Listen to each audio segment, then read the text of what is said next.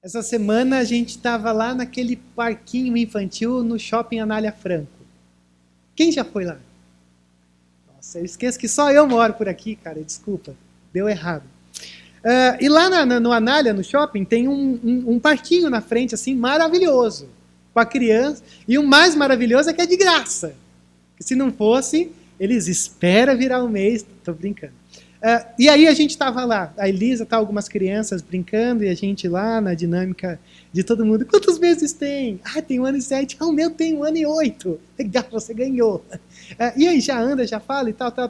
E aí a Elisa estava aqui entretida com um brinquedo e coisa e tal. E tinha um brinquedo lá que parece uma armação de uma árvore de Natal que gira.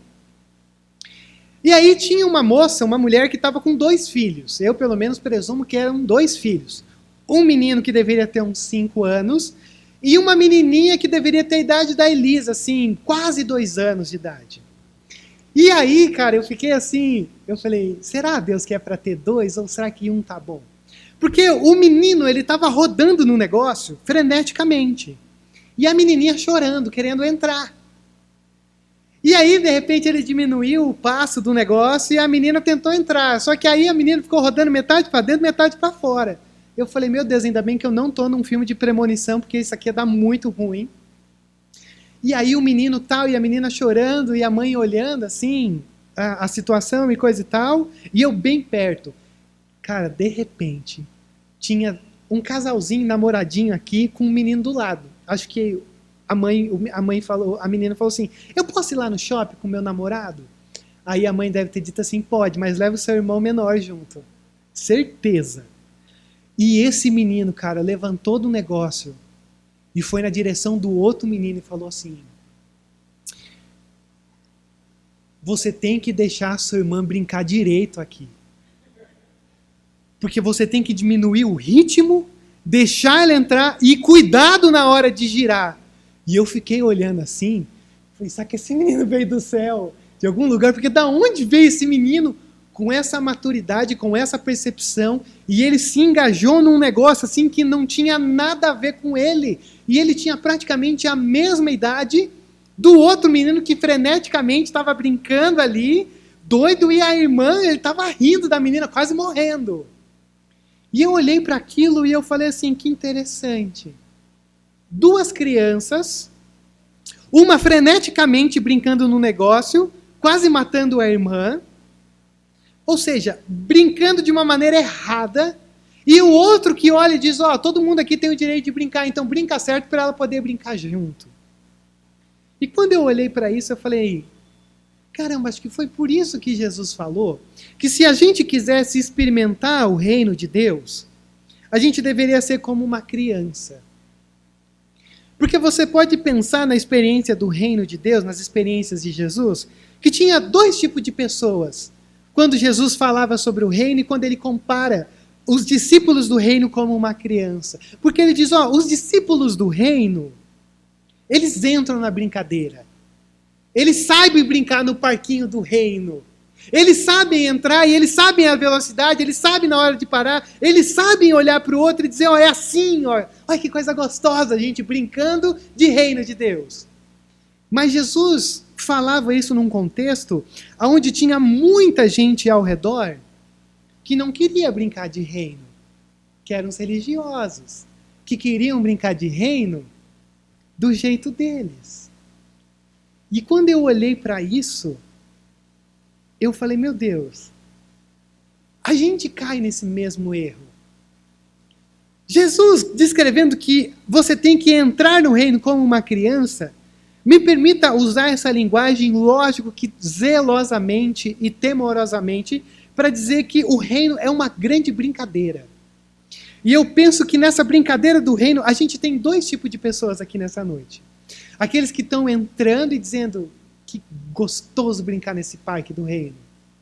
Mas aqueles que estão dentro do parque, mas não estão brincando a brincadeira do reino de uma maneira certa. E eu digo isso para você porque Colossenses é uma carta escrita a uma igreja que sofria essa tensão. As pessoas estavam lá no parquinho do reino, como igreja, experimentando, brincando, todo mundo sorrindo, só que de repente começou a surgir outras crianças. Não para dizer assim, brinque certo, Porque quem fez o papel desse outro menino é Paulo. Mas outras crianças começaram a surgir e começaram com umas filosofias, começaram literalmente a viajar no campo das ideias para dizer, ó, isso aí que vocês estão acreditando é simples demais, vai um pouquinho mais longe. Aliás, vai um pouquinho mais longe e saiba de uma coisa, você sabia que você pode adorar as estrelas e os anjos? Gente dentro da igreja que estava olhando dizendo assim, não tem problema olhar para as estrelas e adorar anjos. Só que mais do que isso, além das filosofias estranhas, de adoração de coisa, algumas pessoas começaram a olhar também para essa igreja, ou entrar nesse parquinho da igreja de Colossos e dizer, ó, saiba de uma coisa, Deus está mais interessado no teu comportamento do que no teu coração. Deus é um Deus que ele lida mais com comportamentos, então tendo o comportamento certo, está tudo bem. E aí que a gente começa a olhar para esse Paulo chegando assim nessa igreja dizendo, ô, vamos brincar certo disso daqui tudo? Vamos tentar entender aonde que a gente tem que chegar? E aí esse texto riquíssimo que a gente tem diante dos nossos olhos é dentro de uma carta pastoral. Não sei se você sabe muito sobre isso, mas no Novo Testamento você tem esses livros que são cartas. E quando você vai lendo ela, você descobre porque cada uma delas é descrita como uma carta pastoral. Porque é profundamente pastoral. Olha que ironia. As cartas pastorais são profundamente pastorais. Por isso que elas são necessárias. E por isso que elas têm que chegar no momento da nossa vida e dizer, viu, ó, vocês estão brincando errado. Vamos brincar certo? Só que a grande questão de Paulo é que quando ele escreve essa carta, ele escreve para dizer uma coisa que vai ficar muito claro para você hoje, e é isso que eu quero que fique claro para você hoje. A nossa brincadeira de reino não é pautada naquilo que a gente acha melhor, do que algumas crianças dizem, do que a cultura nos diz, mas essa brincadeira do reino de Deus é uma brincadeira pautada naquilo que Deus já fez por nós. É o que Deus já fez por nós e o que Deus está fazendo por nós. Então, basicamente, é isso que eu quero que você veja aqui comigo hoje. Olhar para esse texto e perceber que Paulo ele vai tratar pelo menos 4 coisas aqui.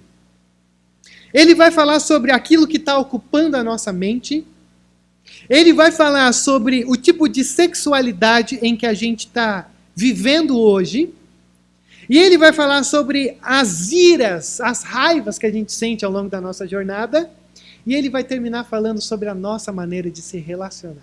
Hoje eu vou caminhar nos 2 primeiros. O pensamento e a sexualidade.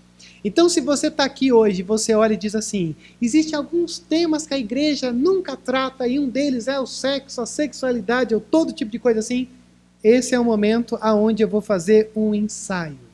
Um ensaio por quê? Porque sexualidade e problemas como esse que eu vou entrar hoje e semana que vem, geralmente eles não são tratados aqui. Aqui é considerado. Tratamento é outra coisa. É a gente sentar com cada um com um café para conversar profundamente sobre essas coisas necessárias que estão diante de nós e que o apóstolo Paulo agora vai chamar a gente para considerar isso daí. Então, ó, eu vou ler de novo. Veja só como o texto começa, do verso 1 ao verso 4, e você vai ver aqui que tem mais indicativos do que imperativos. Ou seja, Paulo vai dizer mais sobre aonde nós estamos do que nós devemos fazer. Então, deixa eu ler de novo. Veja como ele começa dizendo assim, portanto. E quando você se depara com um texto que começa com portanto, é porque ele está dobrando um caminho.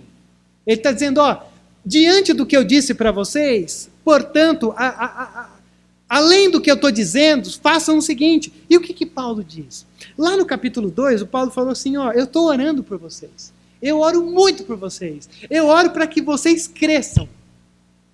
Para que vocês não sejam crianças brincando num parquinho de uma maneira imatura para sempre. Mas eu oro para que vocês cresçam. E mais do que orar para vocês crescer, eu quero dizer outra coisa também para vocês. Tudo isso no capítulo 2. Não deixe com que ninguém engane vocês. Eu oro para vocês crescerem, mas eu também oro para que vocês saibam sempre como usar o parquinho do reino de Deus da melhor maneira possível. Não basta deixando ser influenciado pelos outros. E aí você vai ver como ele começa dizendo aqui. Portanto, então, visto diante disso, olha a expressão que o apóstolo Paulo usa. Já que vocês ressuscitaram com Cristo. E aí isso aqui já tem que explodir a tua mente. Se você perguntasse assim, Rodrigo, qual seria a maior motivação para fazer alguém brincar certo num parquinho do reino? Eu diria, é entender o que é a obra de Cristo sobre nós. É se matricular num curso de teologia? Não. É ler bons livros? Também. Mas o que eu olho para Paulo e digo, maravilhoso, Paulo dizendo isso para uma igreja e não para um seminário, é que ele diz assim, eu vou dar para vocês a maior motivação do que eu vou dizer e exigir de vocês daqui para frente. Vocês ressuscitaram. Ressuscitar tem a ver com estar morto. Vocês estavam mortos em seus delitos, em pecados, todo mundo brincando fora do parquinho, ou quando entrava no parquinho, todo mundo fazia o que queria, mas agora vocês ressuscitaram com Cristo. A ressurreição de Cristo é a base de Paulo dizer o que é uma pessoa convertida. Ela ressuscitou com Jesus. Ela morreu com Jesus pelos seus pecados e ela ressurge com Jesus com uma nova maneira de viver. E isso é maravilhoso, porque conversão não é sobre melhorar um pouquinho. Não, Rodrigo, eu estou indo na igreja porque eu quero melhorar um pouquinho. Misericórdia. Você não melhora, você piora. Porque não é sobre melhorar. Não é sobre, não, é só um toquezinho aqui. Não, não é sobre melhora. É sobre fazer com que a vida vá tomando todas as áreas do teu ser. Você olha alguns pontos sujos, escuros, trevas. Não é, vou dar uma melhorada aqui para ver se... Não é melhorar. É ressurgir dos mortos. É trazer vida. É a soberania de Cristo. Porque morto não tem vontade. E você não tem vontade de melhorar. Você se desculpa como tendo vontade de melhorar. Mas o ressurgir de Cristo é soberano.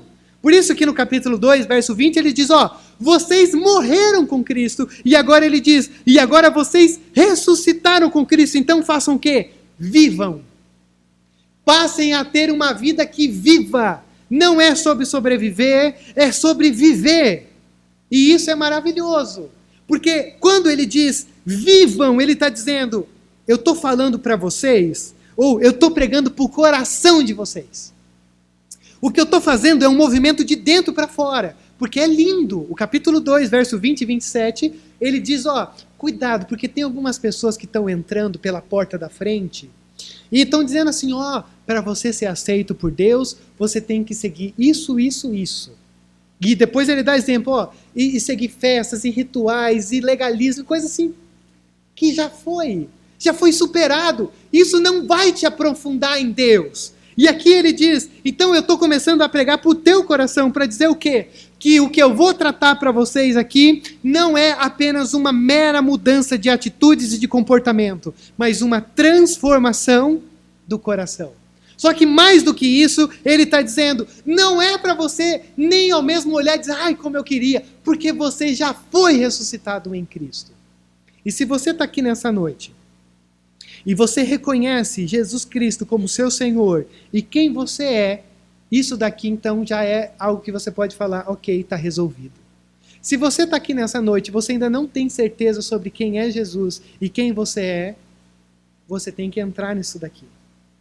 Porque a partir do momento em que ele diz, vocês ressuscitaram, ele diz, então agora, procurem continuamente as coisas do alto. Não, eu nasci de novo.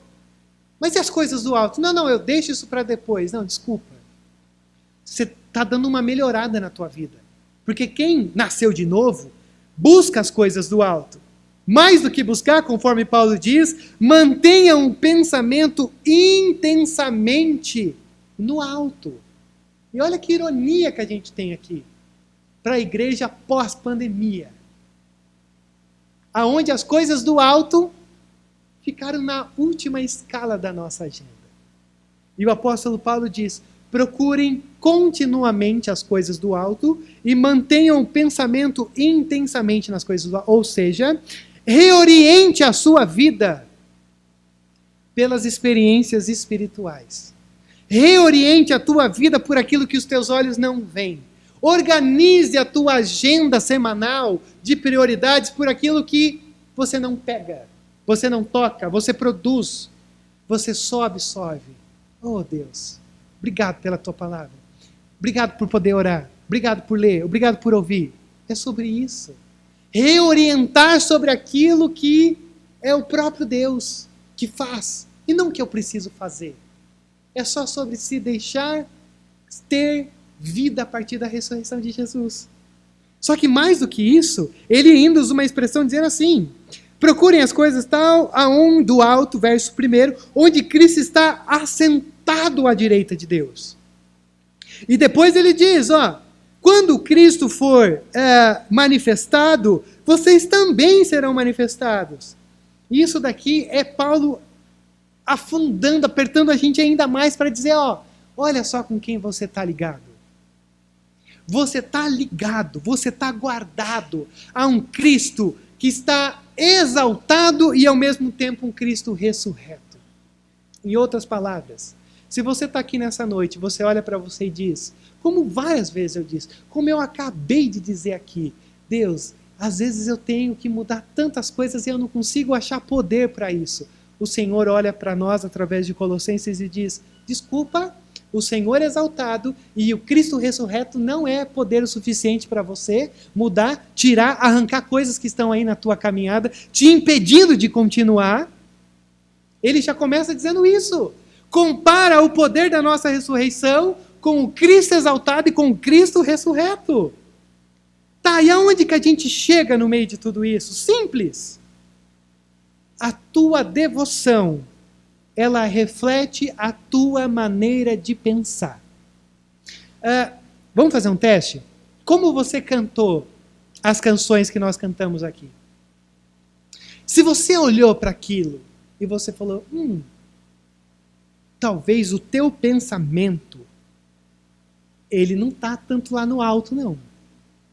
Porque se você tem esse pensamento no alto, você olha para o que está sendo cantado e você fala, Deus, tu é o Deus forte, exaltação. Você canta, te louvamos, ó Senhor, pelo teu imenso amor. Não tem como você ficar indiferente de tamanha proclamação que a gente está fazendo. É óbvio que eu não estou dizendo para a gente ficar doido aqui dentro, mas eu estou dizendo, isso chegou no teu coração? Porque se não chegou no teu coração é porque não está na tua mente. A tua devoção ainda é pequena demais. Ou às vezes é indiferente demais. Então consegue ver aonde Paulo está chegando?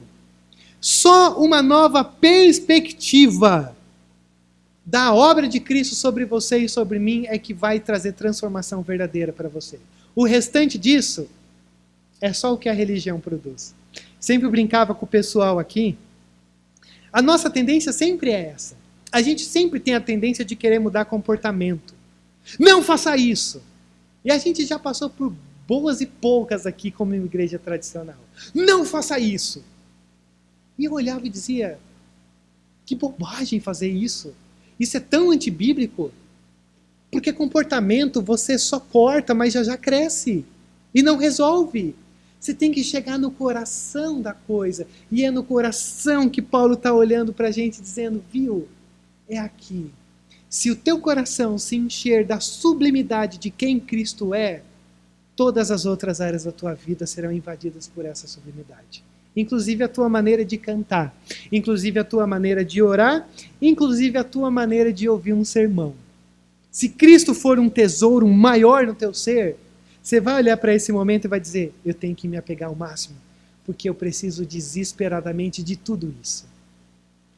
Não é à toa que eu acho interessante, e eu tenho certeza que você conhece, só para você despertar, vai lá em Gálatas capítulo 2. Gálatas capítulo 2 também é uma outra carta escrita por Paulo. E Paulo escreveu essa carta e Paulo está com sangue no olho aqui, porque o pessoal também está se perdendo nessa caminhada. Aliás, todas as cartas são pastorais porque todo mundo estava se perdendo. dificilmente ninguém está se perdendo.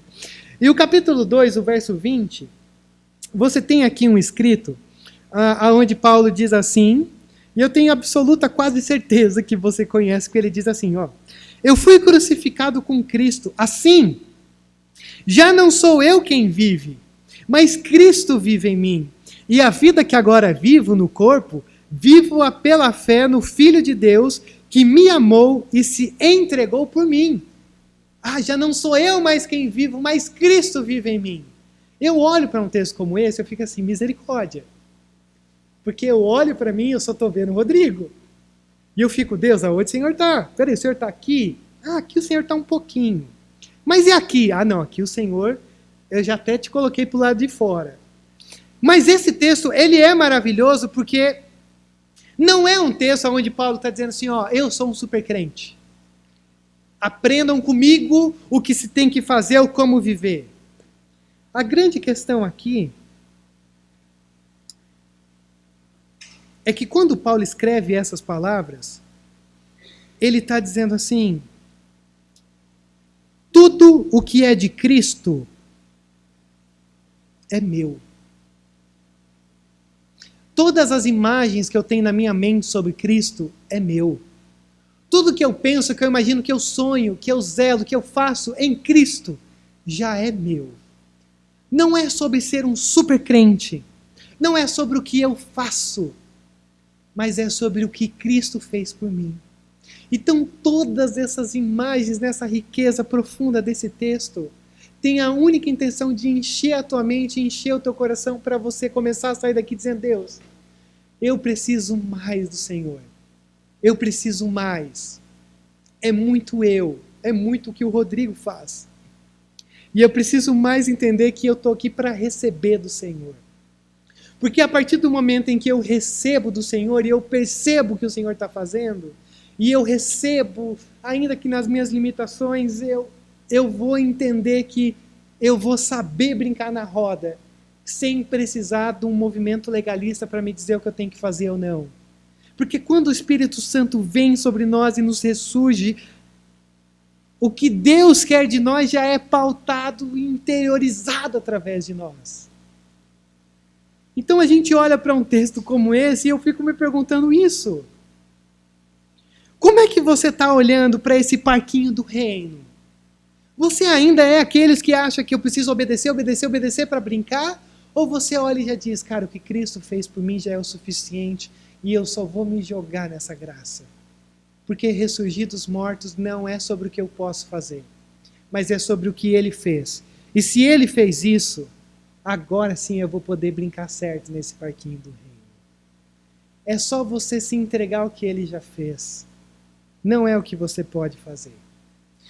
Só que daí ele afunila o negócio, ele vai apertar o cinto aqui. E eu quero que você, com muito carinho, com muito amor e principalmente com muita seriedade, escancar o teu coração aí só para você. Não precisa escancarar para quem está do teu lado, porque eu sei que ia dar muito ruim. Porque a partir desse momento, o Paulo vai dizer assim, ok, se você ressurgiu em Cristo, o que eu vou te falar aqui agora, você consegue vencer. Porque se você não nasceu de novo, o que eu vou te falar aqui agora está te vencendo. E eu acho maravilhoso, porque quando ele fala, pensar no alto, você poderia imaginar assim, ok, a partir desse momento, o Paulo começou a falar para eu pensar no alto. Então eu só vou ficar lá em cima. Só que aí ele puxa a gente para baixo e diz, pensar no alto vai ter consequências na tua maneira de se relacionar aqui embaixo. E é por isso que ele vai falar sobre sexualidade, é por isso que ele vai falar sobre ira, e é por isso que ele vai falar sobre relacionamentos. E aí que a coisa começa a pegar para o nosso lado. Olha só como Paulo diz, verso 5. Assim, façam morrer tudo que pertence à natureza terrena de vocês. Imoralidade sexual, impureza, paixão, desejos maus e a ganância, que é a idolatria. E aí eu quero que você já perceba uma coisa. Você morreu em Cristo e você ressurgiu dos mortos. Mas ainda tem coisas que precisam morrer aí no teu ser. E aí a grande pergunta de Paulo é: o que precisa morrer?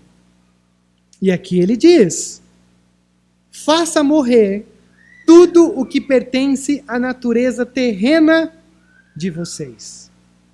E aí ele faz uma lista. E essa é uma lista que, se você for muito sincero comigo, você vai olhar e você vai dizer assim: poxa vida, tirar isso? E o nosso problema é que geralmente, quando a gente se depara com textos como esse, isso aqui nos constrange. Porque nós odiamos ter que matar aquilo que nós amamos. E o nosso pecado, embora nós o chame de pecado, e embora a gente peça perdão ao Senhor, mas a grande verdade é que todo pecado só é feito porque nós o amamos. Porque nós temos prazer nele. Porque ninguém faria pecado se fosse uma coisa ruim, de gosto. Ninguém faria algum pecado, cometeria algum pecado, se fosse algo que você, não, que ruim. Não, a gente comete porque é bom, porque é conveniente, porque é confortável, porque cabe no nosso ser, cabe na nossa agenda. E aí a gente às vezes se engana. Não. Fique tranquilo, Rodrigo. Sei que estou errando, mas estou no controle absoluto. Já eu vou te falar uma coisa sobre isso. Mas o pior para mim é que quando a gente se depara com textos como esse, que começa a dizer, você está usando os brinquedos do parquinho do reino errado. O problema é que às vezes, a gente não arranca esses ídolos do nosso coração. A gente simplesmente substitui eles por outros. A gente diz, ok, se isso daqui está me fazendo mal, então eu tiro, mas eu não tiro e coloco a cruz no lugar. Eu tiro e coloco outro ídolo da nossa cultura. Num outro momento eu vou entrar sobre isso. Mas o nosso problema aqui é que quando a gente olha para isso, parece bobagem, mas não é. Quando Paulo diz, façam morrer, é dolorido. Porque se você é como eu, o meu sonho era eu poder fazer assim, Deus, eu quero um caminho suave e gentil para os meus pecados desaparecerem da minha vida. Perdoa e arranca de mim. Aí eu fico imaginando Deus vindo assim, e pegando todas as imundícias do meu ser, e fazendo assim, agora eu me sinto puro. E não é assim. O próprio Paulo diz, faça morrer. Faça morrer por quê? Porque o pecado na nossa vida é uma coisa muito séria. Um puritano chamado Joe Owen, ele tem um livro famosíssimo que se resume numa única frase. Que ele diz assim, ou você mata o pecado, ou o pecado está te matando. Não existe uma terceira via, nem existe uma outra possibilidade. E o grande problema é a lista que Paulo coloca aqui. Veja só, é uma lista que começa de fora para dentro. Ele começa falando sobre o quê? Se você tem aí imoralidade, ou seja, prostituição. Se você se prostitui com qualquer tipo de sexualidade ilícita, na tua maneira de ver, o que você consome, você já se enquadrou aqui. Impureza, a tua mente, ela olha para todo tipo de prostituição, para todo tipo de perversidade, e ela começa a pensar. Ela começa a manipular. Só que passa da prostituição do que se vê para a tua mente, e a tua mente começa a gerar paixões e desejos maus. Porque você vê, você alimenta, começa a criar um desejo. E se eu passar só na frente? E se eu dar só uma olhadinha? E as motivações internas vão acontecendo. Só que daí Paulo vem e dá uma coisa que você fala assim, o que tem a ver, Paulo? Porque ele diz que começa com a imoralidade, a impureza, paixões e desejos maus, e aí vem a ganância. Você fala, não, ganância? Ganância é dinheiro, Paulo, você errou aqui. Não. Porque Paulo está dizendo, você e eu não cobiçamos só dinheiro. Nós cobiçamos pessoas. E quando Paulo diz a cobiça ou a ganância, ele está dizendo, ou essa palavrinha, ela tem uma coisa que é tão maravilhosa e ao mesmo tempo é tão desesperador, porque tem tudo a ver com seus tombos ao longo da vida. Ele diz assim, então começa com todos esses passos, até o momento em que você olha para si e você diz assim, eu preciso de mais. Ganância é isso. Ter mais. E o grande problema é, a gente sempre acha que precisa de mais. E no campo da sexualidade, o apóstolo Paulo está dizendo, é aí que a gente entra. Porque vocês ainda, olha que lindo essa expressão. Façam morrer tudo que pertence à natureza terrena. Literalmente Paulo está falando. Façam morrer tudo ou os teus membros que estão presos na terra. Façam morrer os teus membros que estão presos na terra. Então eu quero que você perceba uma única coisa aqui. O que Paulo está dizendo é, sabe quem é o teu maior inimigo? Não são as redes sociais, elas são só um instrumento. Não são aquilo que está no teu celular, é só um instrumento. Aquilo que você vê no computador, a maneira como você olha na rua, isso é só um instrumento. O teu maior inimigo é você mesmo. Porque é você que precisa matar tudo isso. E matando tudo isso, a coisa funciona de uma maneira diferente. Então deixa eu listar 4 coisas aqui para não ficar tão complexo, pelo menos eu imagino. Primeiro, o pecado não é um mero comportamento, mas uma questão de coração. Tudo começa aqui. Tudo começa aqui. Ah, eu caí porque eu vi, desculpa. Começou aqui, ó.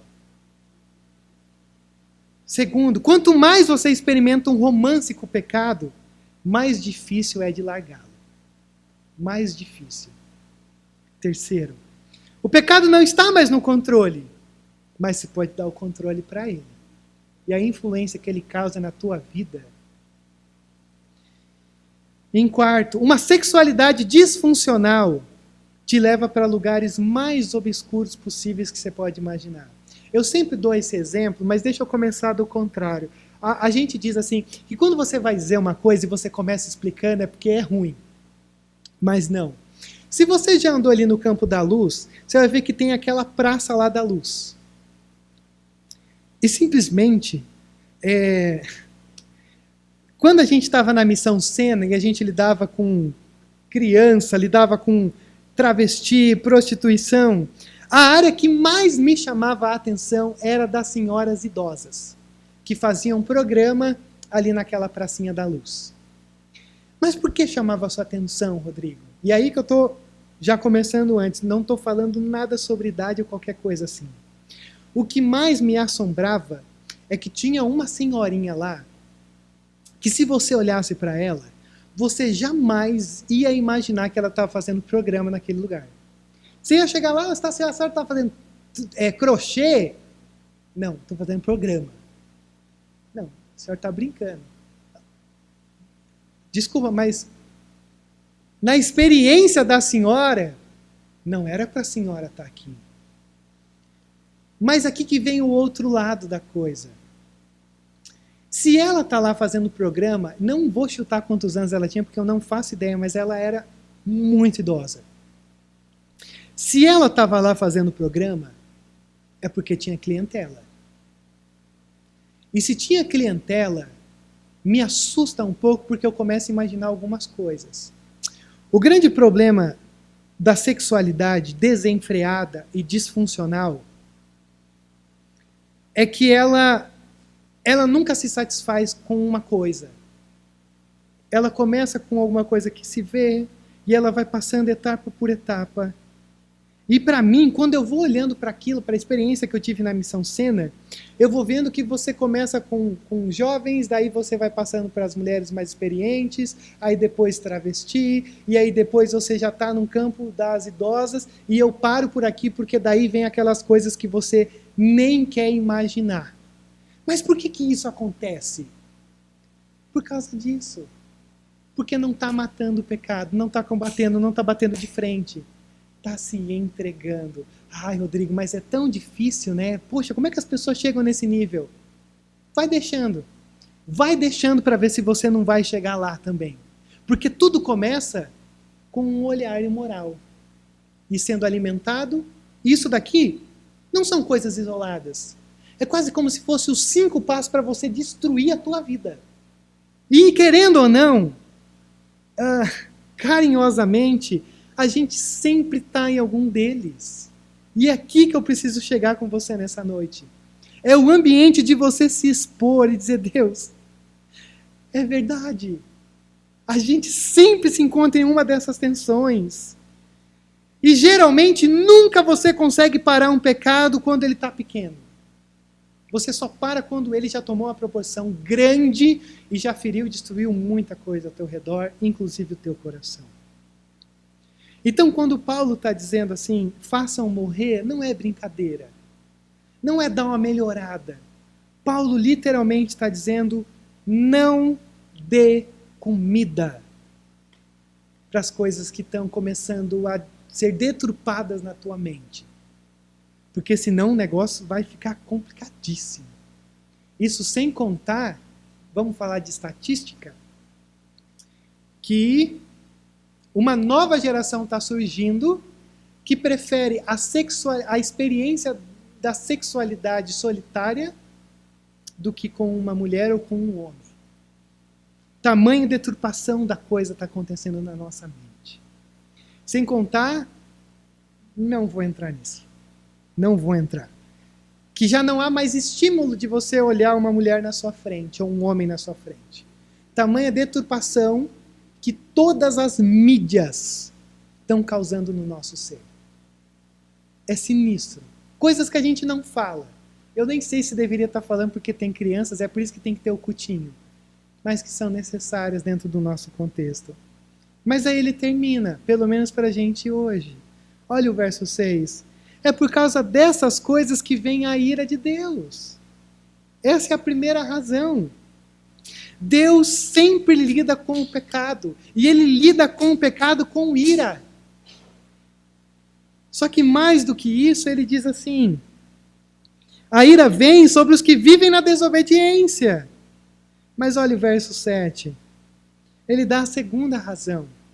As quais vocês praticaram no passado, quando costumavam viver nelas. Olha que coisa libertadora. Vocês viviam, praticavam tudo isso no passado. A maneira de olhar o teu pensamento, o coração, a ganância. Tanto que quando ele fala sobre ganância aqui, eu passei, mas ele diz a ganância que é idolatria. Por quê? Porque a ganância, a tua maneira de olhar para aquilo que às vezes não é teu, é tamanha que vai se tornando uma obsessão em você. E quando vê, você já está totalmente tomado pela coisa. E aqui o Paulo diz, vocês eram assim, vocês viviam assim, mas essa vida não combina mais com vocês. A nova vida em Cristo, ressurgindo dos mortos, não combina mais isso. E aí eu fiquei olhando para isso e me perguntando, mas Paulo, como que não combina? Se a gente vive nisso. É porque matar leva tempo. Leva muito tempo você matar pecado. Principalmente pecado que já começou a criar raízes. Mas eu quero convidar você nessa noite a olhar para os teus pecados e você passar a olhar para eles a partir desse momento como se fosse passado. Porque você olha para esse texto, Paulo diz, aos quais vocês praticaram no passado, quando costumavam viver neles. Tá, se Paulo está escrevendo, é porque as pessoas estavam fazendo isso. E se as pessoas estavam fazendo isso, não era no passado, era no presente, Paulo. E é aqui que eu quero terminar nessa noite. Eu quero convidar você nesse momento a olhar para o teu pecado e conjugá-lo no passado, pela fé no que Cristo fez por você. Saiba de uma coisa, todos os teus pecados do passado, do presente e do futuro já foram cravados naquela cruz. Então você não precisa viver sob o peso deles. Você não precisa experimentar o constrangimento deles. Você só precisa abandoná-los. Ah, Rodrigo, mas aí você está de brincadeira.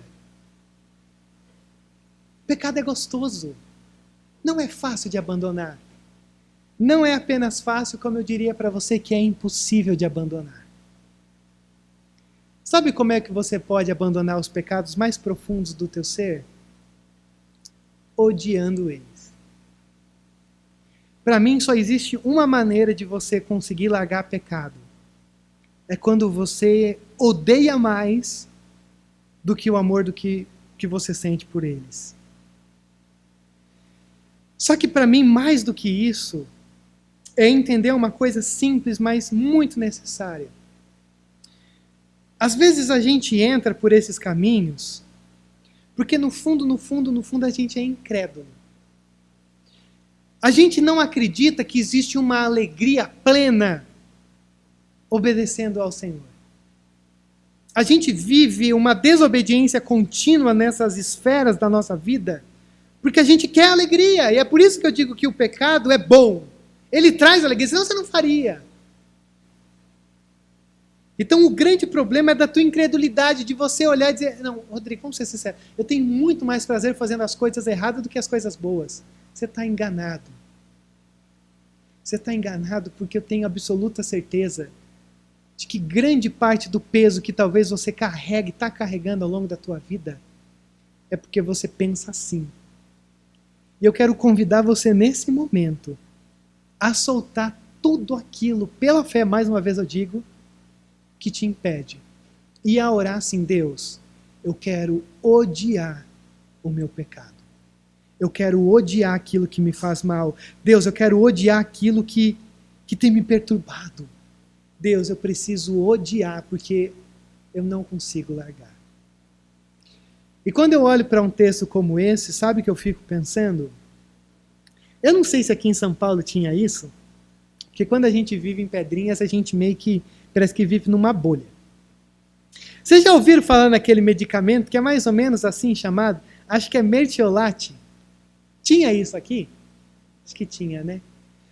Cara, quando você se machucava, o problema não era nem o machucado.